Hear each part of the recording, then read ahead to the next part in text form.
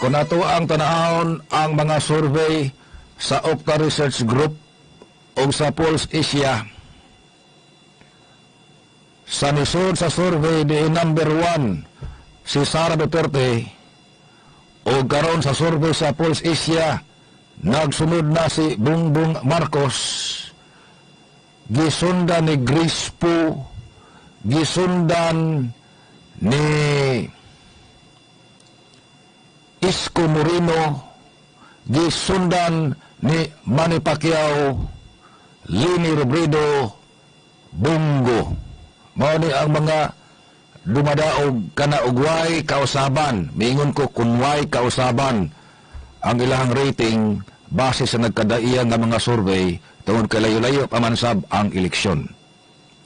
Magbase lang una ata sa tuang opinion ron base ni ini mga survey sa Pulse Asia o sa Okta Research Group. Sa ako nang giingon, ang klaro na yung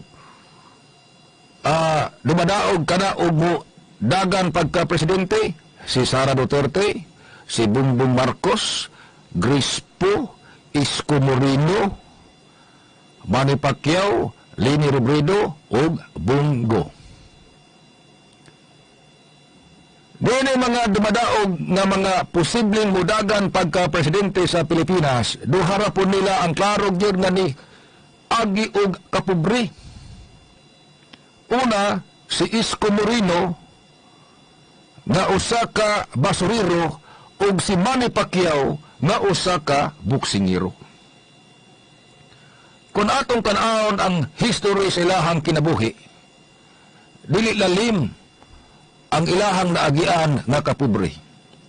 Si Isko Moreno nga nakabase didto sa Manila, iyang na-experience nga mamunit og pan sa basurahan aron masudlan ang iyang tiyan tungod kadi na maagwanta ang grabeng kagutom. Naagian ni Isko Moreno nga mo higda magbanig og karton ibabaw sa nagliundok nga mga basura. Naagian ni Isko Moreno kung unsa ka pait ang gitawag og purist og dapur. Bubintaha mo karon kay pobre apan doon na pa'y mas pobre ninyo. Naagian ni Isko Moreno nga perting paita gyud gisiyon ang sinina, gisiyon ang purol, way pares ang sinilas. Ang Ginoo maoy nagtugot nga maisa siya sa karyer sa politika kay napunitan siya ni Kuya Germs. Gi-adapt ni Kuya Germs og tan-aw ni Kuya Germs guwapo si Isko Moreno, gipasud sa showbiz, nisikat makadiyot sa showbiz hangtod nga nisud og politika ug unya karon nahimong mayor didto sa Metro Manila. Samtang si Manny Pacquiao, klaro gyud nga nakasuway og kapobre. Niagi pagka kargador sa pantalan, matod pang Manny Pacquiao ug dunay mga amateur boxing nakasuway siya nga iyahang gloves wa nagparis. Para lang sa ginagmay nga premyo, dunay masud sa iyang tiyan. Hangtod na si Manny Pacquiao pinaagi sa iyang kasikat sa boxing na himong politiko o garon ato ang senador sa Pilipinas.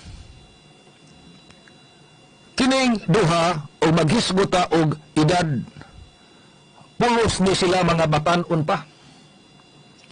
Si Isko Moreno ang edad 46 anyos. Samtang si Manny Pacquiao ang edad 42 anyos. Ang atoang 1987 Constitution ng ingon, usa sa basihan o qualification sa modagan og presidente sa Pilipinas ang edad labing menos 40 anyos. Mo qualify na ang ilang edad. O maghisgot og katakos sa pagpangampanya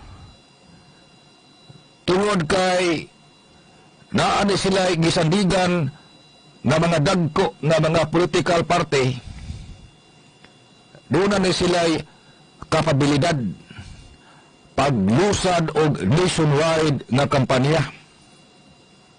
Mausab si Manny Pacquiao. Si Manny Pacquiao sa pagkakaroon, siya mao ang national president sa PDP laban. Diadto ang national president sa PDP laban, si Coco Pimentel. Karon ang national president sa PDP laban, nga mao ang partido nga gisandigan ni Presidente Rodrigo Duterte,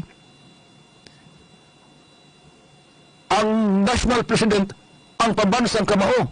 Dili basta-basta ron ang posisyon ni Manny Pacquiao o maghisgota og paglusad og nationwide nga kampanya. Dunay katakos si Manny Pacquiao paglusad og nationwide nga kampanya.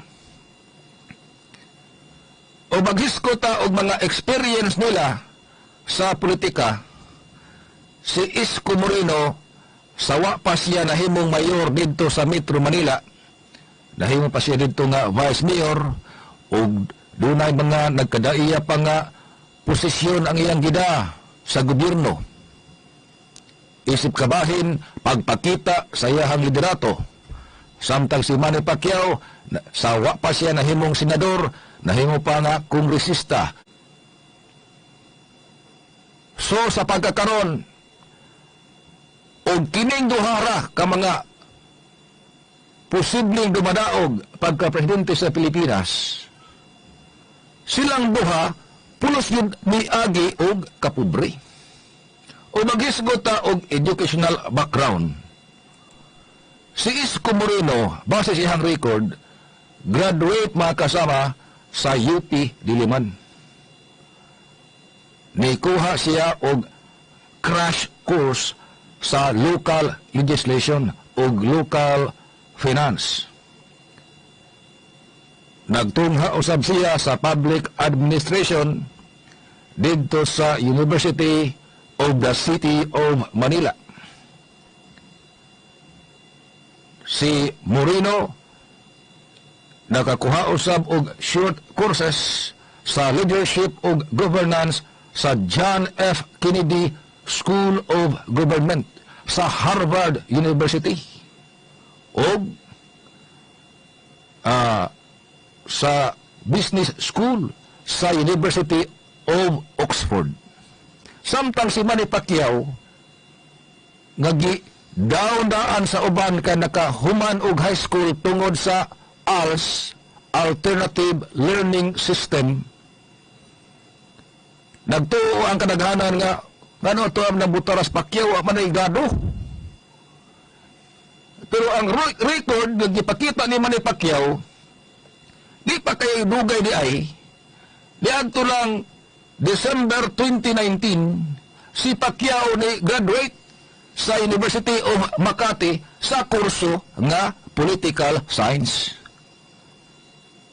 Ug mutuo ta sa mga academic records aning duha, Manny Pacquiao o Isko Moreno, pulos ni sila mga graduhan, pulos mga college graduate. Ang nakaapan lang ni Pacquiao kay wa siya ni agi o ordinaryo nga schooling tungod kay nag-graduate siya pinagi sa Alternative Learning System ALS. Ubos makasama sa programa kaniadto ni kanhi Presidente Gloria Macapagal Arroyo. Sa ako nang giingon, wa magpasabot na nga kining uban dili dumadaog. Dumadaog ni sila sab.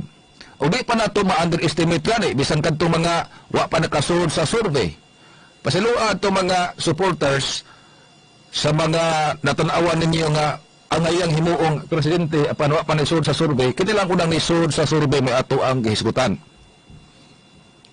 Wa na to gi-underestimate usab kining uban. Nagbase ta sa pagkakaroon sa ato ang diskusyon sa mga survey sa Okta Research Group o Pulse Asia. Kagabi ang ato ang nahisgutan